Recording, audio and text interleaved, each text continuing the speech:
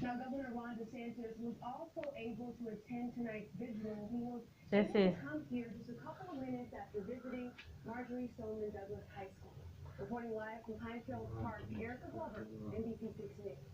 And as you mentioned, Eric, it was a day of healing, whether it was tending to a garden or reading heartfelt messages of an art installation or finding greater purpose with a community project.